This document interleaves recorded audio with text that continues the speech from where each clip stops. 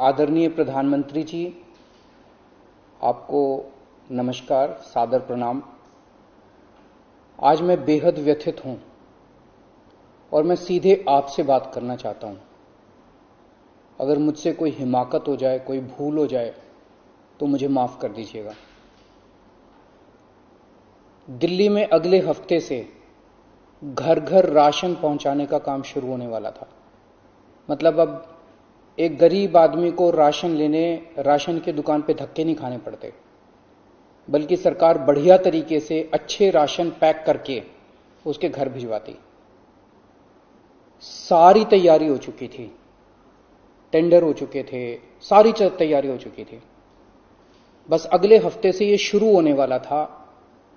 ये क्रांतिकारी कदम होने वाला था और अचानक आपने 2 दिन पहले इसको रोक दिया। क्यों सर? आपने ऐसा क्यों किया? पिछले 75 साल से इस देश की गरीब जनता राशन माफिया का शिकार होती आई है। पिछले 75 सालों से हर महीने फाइलों में जनता के नाम का राशन जारी होता है, पर उनको मिलता नहीं है। अधिकांश राशन चोरी हो जाता है। ये राशन माफिया बहुत ताकतवर है सर, बहुत ताकतवर। आज से 17 साल पहले मैंने इस माफिया के खिलाफ आवाज उठाई थी, इस माफिया को ललकारने की हिम्मत की थी। तब मैं दिल्ली की झुग्गियों में, एनजीओ में काम किया करता था।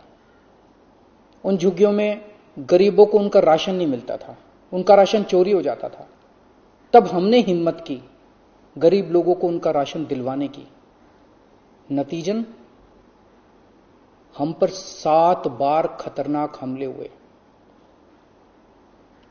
और एक बार तो इन लोगों ने हमारी एक बहन का गला काट दिया, लेकिन भगवान की दया से वो बच गई उस वक्त। तब मैंने कसम खाई थी कि इस व्यवस्था को अपने जीवन में कभी ना कभी जरूर ठीक करूंगा। तब तो दूर दूर तक सपने में भी नहीं सोचा था कि एक दिन दिल्ली का सीएम बन जाऊंगा।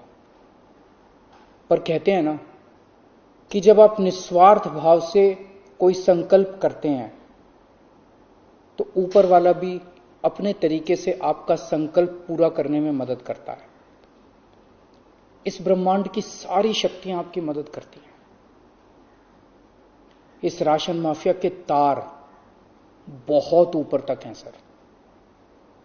75 साल में आज तक कोई सरकार इस माफिया को खत्म करने की हिम्मत नहीं कर पाई। दिल्ली में पहली बार एक सरकार आई है जिसने यह हिम्मत दिखाई है। अगर यह घर घर राशन व्यवस्था लागू हो जाती ना सर, यह राशन माफिया खत्म हो जाता। पर देखिए यह राशन माफिया कितना ताकतवर निकला। दिल्ली में यह योजना अगले हफ्ते से लागू होने वाली थी और 1 हफ्ता पहले इन्होंने इसको खारिज करवा दिया। आपने ये कह के हमारी स्कीम खारिज की है कि हमने केंद्र सरकार से इसकी अप्रूवल नहीं ली। यह गलत है सर। हमने एक बार नहीं, 5 बार आपकी अप्रूवल ली है। ये रही सारी चिट्ठियां। केंद्र सरकार को हमने इतने सारे खत लिख के बताया कि हम ये योजना दिल्ली में लागू करने जा रहे हैं। कानूनन हमें दिल्ली में ये स्कीम लागू करने के लिए केंद्र सरकार की कोई अप्रूवल लेने की जरूरत नहीं है। कानूनन इस स्कीम को लागू करने के लिए राज्य सरकार पूरी तरह से सक्षम है। लेकिन हम केंद्र सरकार के साथ किसी तरह का कोई विवाद नहीं चाहते थे, इसलिए हमने एक बार नहीं 5 बार आपका अप्रूवल लिया है सर। मार्च के महीने में हमारी योजना पे आपकी सरकार ने कुछ आपत्तियां लगाई, हमने आपके सारे ऑब्जेक्शन पूरे कर दिए। जैसे हमने इस योजना का नाम मुख्यमंत्री घर घर राशन योजना रखा था। आपने ऑब्जेक्शन लगाया कि हम इस योजना का नाम मुख्यमंत्री के नाम से नहीं रख सकते। हमारा मकसद अपना नाम चमकाने का नहीं था, हमारा एक ही मकसद था किसी भी तरह से ये स्कीम लागू हो और गरीबों को उनका राशन मिलने लगे। हमने आपकी बात मान ली, हमने स्कीम से नाम ही हटा दिया, और भी आपने जितने ऑब्जेक्शंस किए हमने सारे मान लिए। इस सबके बावजूद भी आप कहते हो हमने आपकी अप्रूवल नहीं ली। और कैसे अप्रूवल लेते हैं सर? अब और कैसे अप्रूवल लें? इस सबके बाद भी आपने ये स्कीम खारिज कर दी, क्यों सर? लोग पूछ रहे हैं, अगर इस देश में पिज्जा की होम डिलीवरी हो सकती है, बर्गर की होम डिलीवरी हो सकती है, स्मार्टफोन और कपड़ों की भी होम डिलीवरी हो सकती है, तो फिर गरीबों के घरों में राशन की होम डिलीवरी क्यों नहीं होनी चाहिए? सारा देश जानना चाहता है आपने ये स्कीम खारिज क्यों की सर? आपने ये भी लिखा है कि चूंकि राशन दुकानदारों ने दिल्ली हाई कोर्ट में इस योजना के खिलाफ केस कर रखा है, इसलिए ये स्कीम खारिज की जा रही है। इस बात पे आप स्कीम कैसे खारिज कर सकते हैं? ये राशन दुकानदार इस योजना के खिलाफ हाई कोर्ट से स्टे लेने गए थे, हाई कोर्ट ने इन्हें स्टे देने से मना कर दिया। जब हाई कोर्ट ने इन्हें स्टे नहीं दिया तो आपने इस स्कीम पे स्टे कैसे लगा दिया? आपको इन राशन वालों से इतनी हमदर्दी क्यों है? अगर आप राशन माफिया के साथ खड़े होंगे सर, तो इस देश के गरीब लोगों के साथ कौन खड़ा होगा? दिल्ली के उन 70 लाख गरीब लोगों का क्या होगा जिनका हर महीने ये राशन माफिया राशन चोरी कर लेता है? उन 20 लाख गरीब परिवारों की कौन सुनेगा? और एक बात, उस हाईकोर्ट के केस में केंद्र सरकार भी पार्टी है। कोर्ट में केंद्र सरकार ने अपना जवाब दाखिल किया है। क्या कहा है कोर्ट में केंद्र सरकार ने? केंद्र सरकार ने कोर्ट में हमारी इस योजना के खिलाफ एक भी आपत्ति नहीं की है। जब कोर्ट में आपको हमारी योजना के खिलाफ कोई आपत्ति नहीं है, तो फिर कोर्ट के बाहर अब इस योजना को खारिज क्यों किया जा रहा है? यह कोरोना का बहुत कठिन समय है।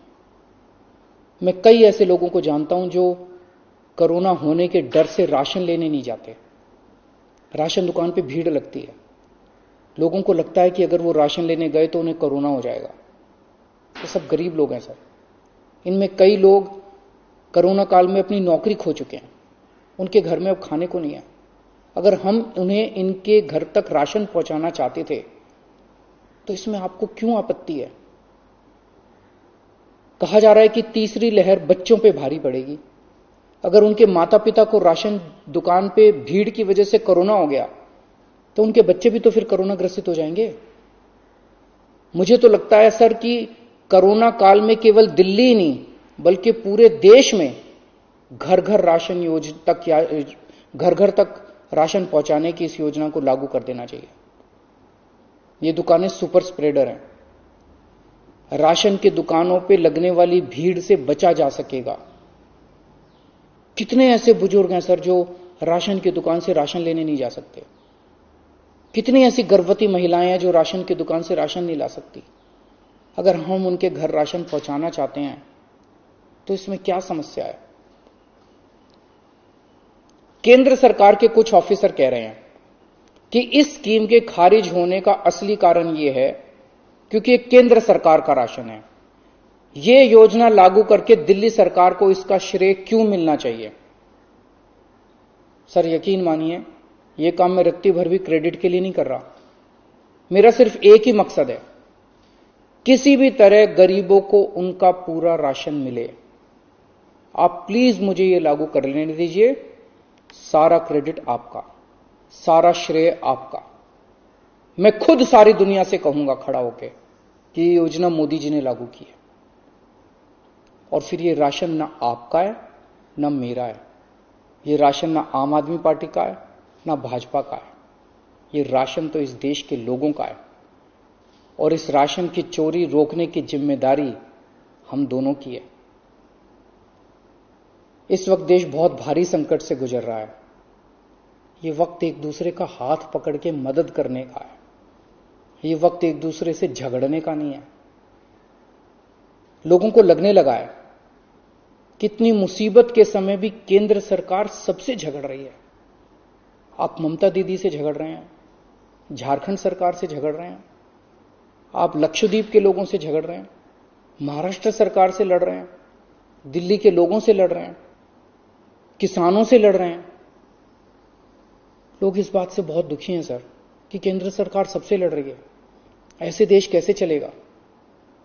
आप हम सबसे क्यों लड़ रहे हैं? हम सब आपके ही हैं, हम सब भारतवासी हैं। ऐसे में हम सब आपस में लड़ेंगे तो कोरोना से कैसे जीतेंगे? हमें आपस में नहीं लड़ना, हम सबको मिलकर कोरोना से लड़ना है।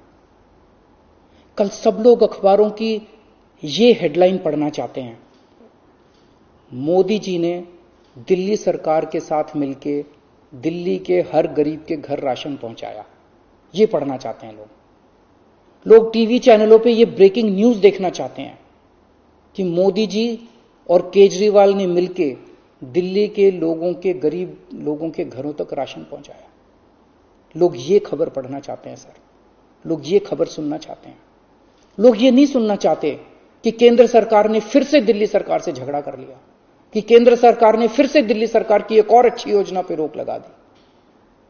मैं हाथ जोड़ के दिल्ली के 70 लाख गरीब लोगों की ओर से आपसे विनती करता हूं, सर प्लीज इस योजना को मत रोकिए। ये राष्ट्र हित में है, इसे होने दीजिए। आज तक राष्ट्र हित के सभी कामों में मैंने आपका साथ दिया। मैंने हमेशा कहा है कि राष्ट्र हित के किसी भी काम में राजनीति नहीं होनी चाहिए।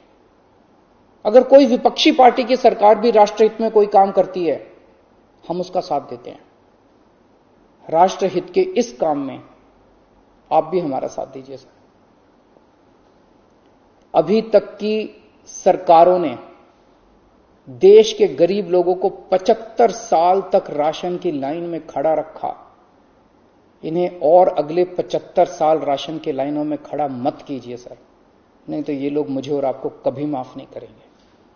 जय हिंद।